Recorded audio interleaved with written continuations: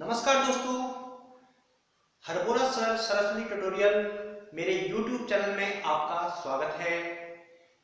मित्रों, मैंने अपने पिछले वीडियो में आपको सिंधु घाटी सभ्यता के बारे में बताया था, तो उसके तुरंत बाद मैं दूसरा वीडियो अपना या दूसरा यूनिट में यहाँ पे शुरू करने जा रहा हूँ। इसमें वो है वैदिक सभ्यता।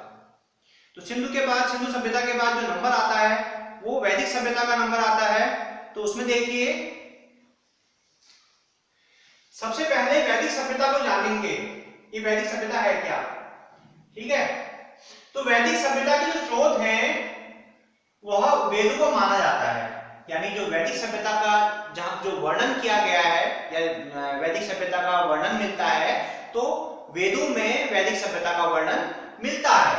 ठीक है, अब वेद का अर्थ क्या होता है? वेद का अर्थ होता है ज्ञान। यानी वेद क्या थे? पहले से ज्ञान का भंडार थे और वेदों से ज्ञान मिलता था। तो वेद क्या है? वेद का अर्थ है ज्ञान। और यहाँ पे आप ये जान लीजिए कि वेद कोई धार्मिक पुस्तक या धार्मिक किताब नहीं है। ठीक है, वेद क्या है? केवल मार्गदर्शन के लिए पुस्तकें हैं, ये कोई धार्मिक किताब नहीं है। ठीक है, अब यहां पे देखिए आप वेदों की संख्या, वेदों की संख्या जैसे कि आप लोग जानते हैं वेदों की संख्या 4 है। Rigveda number 1 Rigveda, number 2 Yajurveda, number 3 Samaveda और नंबर 4 अथर्ववेद। ठीक है, तो यहाँ पे देखिए जो ऋग्वेद है, सबसे पहला जो वेद है वो ऋग्वेद को माना जाता है। जो सबसे प्राचीन जो ग्रंथ है वेदों में वो ऋग्वेद को ही माना जाता है। यानी आपसे ये पूछा जाता है किसी भी एग्जामिनेशन में कि सबसे प्राचीन वेद कौन सा है, तो वहां पे आप केवल ऋग्वेद को ही टिक लगाएंगे। ठीक है, तो ऋग्वेद में क्या है? ऋग्वेद में ऐसी कौन सी चीजें हैं? तो ऋग्वेद में सूक्तों का संग्रह मिलता है। इसमें हमें क्या मिलता है? सूक्तों का संग्रह मिलता है इसमें। यानी इसमें सूक्त हैं, यानी बहुत सारे सूक्त जो हैं सूक्तों से बन करके वेद बना है। ठीक है, अगला नंबर जो आता है वो है सामवेद का। सामवेद अपने नाम से ही क्या है? ऐसा लगता है कि ये गीतिबद्ध है, यानी ये गीतों से बने हुए हैं। यानी सामवेद गीतों का संग्रह है। इसमें अधिकांश जो है वो अभी ऋग्वेद से ही लिए गए हैं। जो गीत हैं वो ऋग्वेद से लिए गए हैं। तो यानी सामवेद में बहुत सी जो बातें हैं वो ऋग्वेद से ली गई हैं। फिर आता है यजुर्वेद। यजुर्वेद जो है इसमें यज्ञ संबंधी जो सूत्र हैं उनका वर्णन मिलता है, यानी उनका संग्रह मिलता है। भाई यज्ञ बनाने की जो विधियां थी वह पता चलता है यजुर्वेद से। अगला नंबर आता है, और वेदों में सबसे लास्ट जो नंबर है वो है अथर्ववेद। अथर्ववेद ये समझिए कि ये उस समय की प्राचीन जो ग्रंथ है अथर्ववेद, ये एक प्रकार से टेक्निकल ग्रंथ है। ये पूरा टेक्नोलॉजी से रिलेटेड ग्रंथ है। तो इसमें क्या है?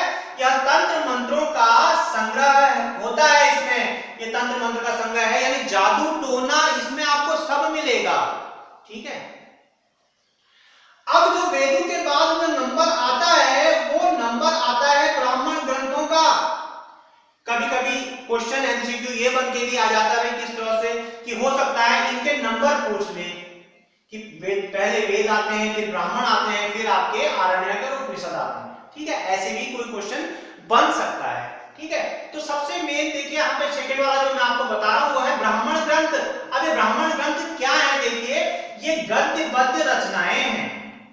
कैसी रचनाएं हैं? ये गद्य पद्य रचनाएं हैं, यानी गद्यों से मिलकर के ये बना है, यानी गद्यों से बना है। इसमें क्या है? वैदिक मंत्र हैं। इसमें वैदिक मंत्र दिए हैं। यानी ब्राह्मण वेदों के बाद जो आते हैं ब्राह्मण ग्रंथ आते हैं, तो इसमें क्या दिए हैं? वैदिक मंत्रों के बारे में बताया है।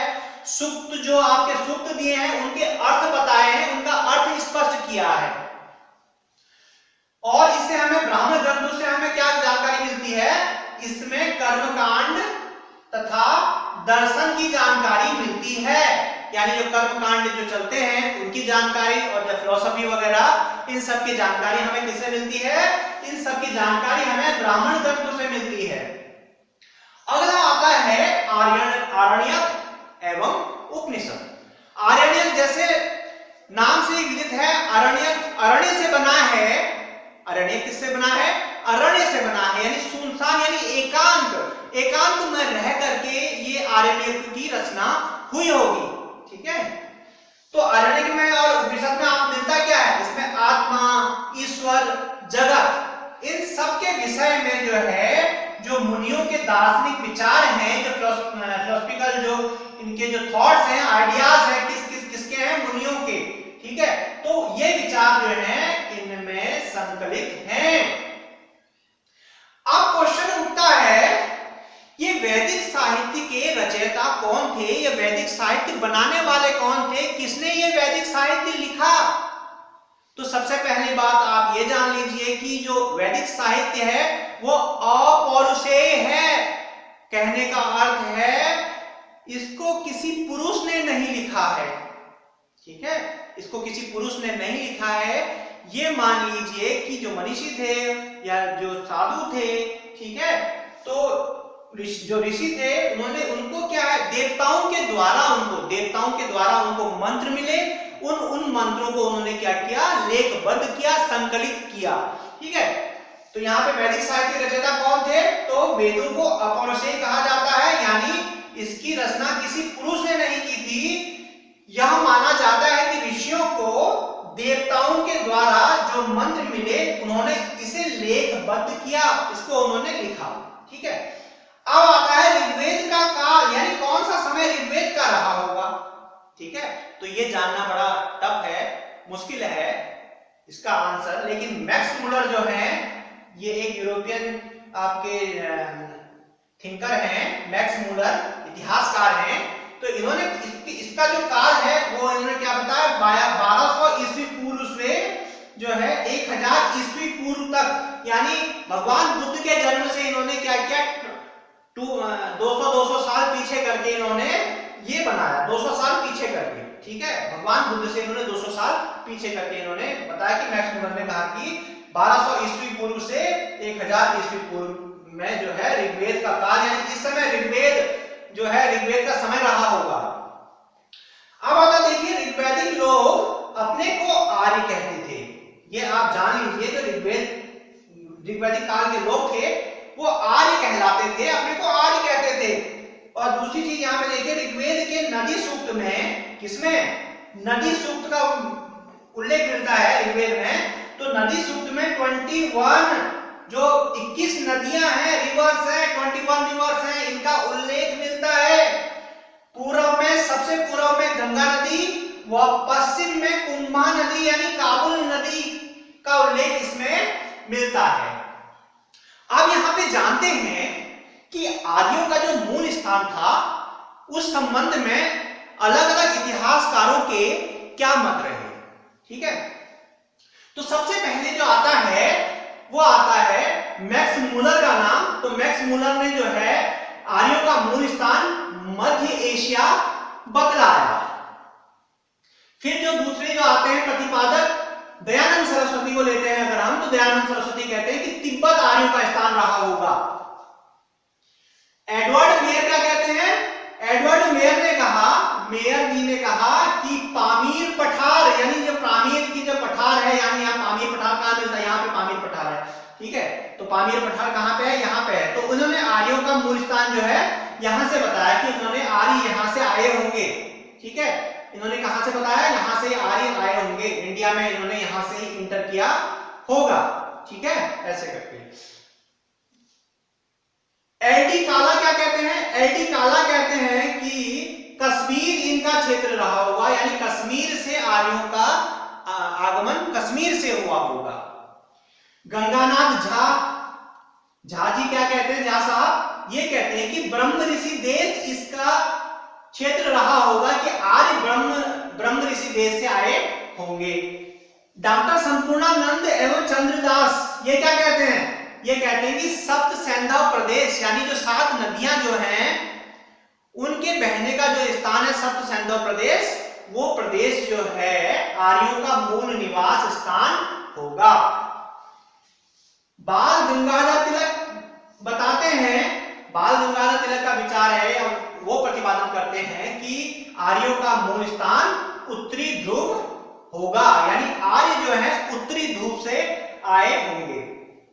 ठीक है, अब देखिए यहाँ पे जो मैक्स मुलर ने बताया, जो मैक्स मुलर ने कहा था यानी आर्य जो है मध्य एशिया से आए होंगे। ठीक है, तो मध्य एशिया का कहाँ है? मध्य एशिया यानी जो मध्य एशिया का जो ऊपर का जो भाग है, यहाँ पे इंडिया से ऊपर यहाँ पे करेंगे तो जो आर्य जो है यहाँ से खैबर बोलन दर्रा जो है उनसे इंटर करके यहाँ आए होंगे।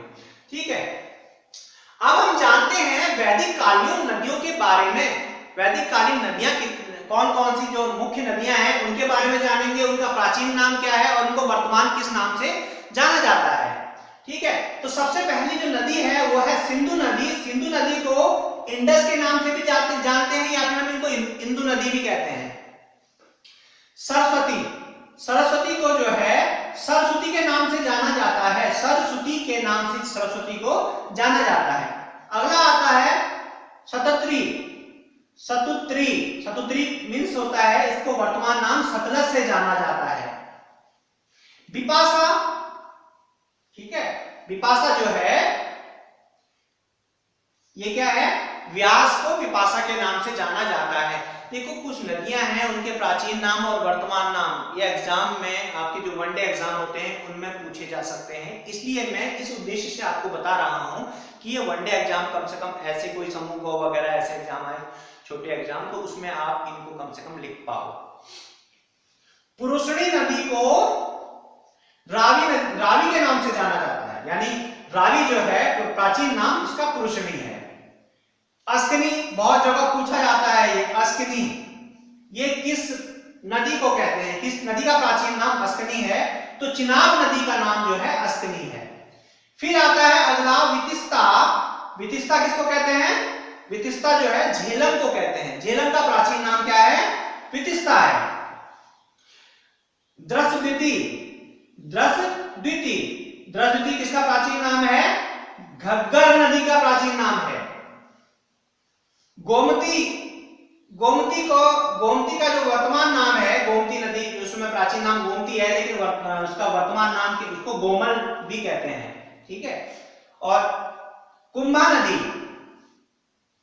कुछ अलग सा नाम लग रहा है, कुंभा नदी ये काबुल, इसको आप काबुल नदी के नाम से जाना जाता है, इसको काबुल नदी के नाम से अभी जाना जाता है।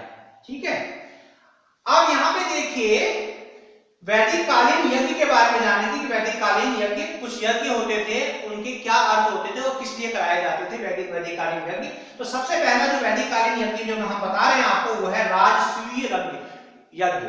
राजसूय यज्ञ यानी राजा के राज्याभिषेक पर होने वाला यज्ञ, यानी राजा का जब राज्याभिषेक होता था, जब राजा अपने राज सिंहासन पर बैठता था, उसको ताजपोशी होती थी उसकी, तो राजसूय यज्ञ इसलिए कराया जाता था।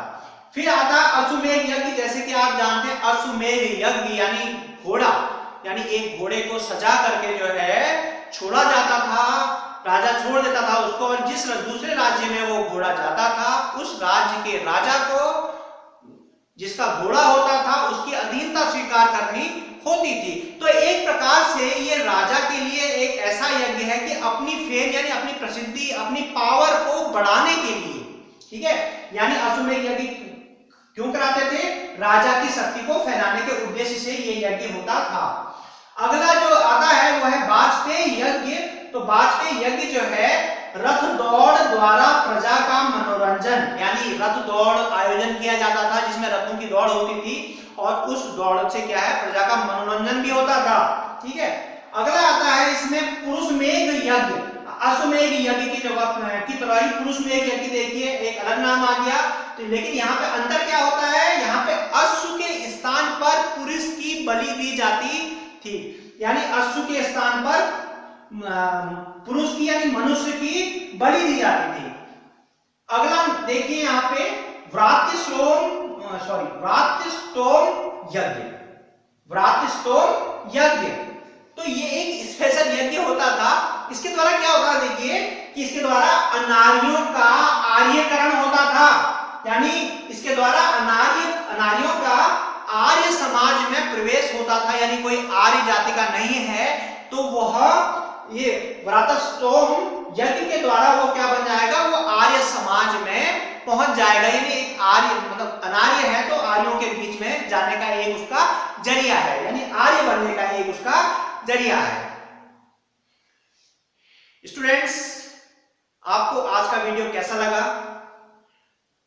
अच्छा लगता है तो आप इसको लाइक कीजिए, और कोई भी इसमें कमियां हैं और किसी प्रकार की और इसमें सुधार हो सकता है तो आप कमेंट कीजिए, और ज़्यादा से ज़्यादा मेरे चैनल को शेयर कीजिए, मेरे वीडियोस को शेयर कीजिए, और मेरे चैनल को सब्सक्राइब कीजिए, जिससे कि मेरे को उत्साह मिले और आगे मैं अच्छे अच्छे वीडियो बना करके आपके लिए थोड़ा सा आपकी परीक्षा की तैयारी को और भी सरल बनाने के लिए मैं काम कर सकूं। धन्यवाद।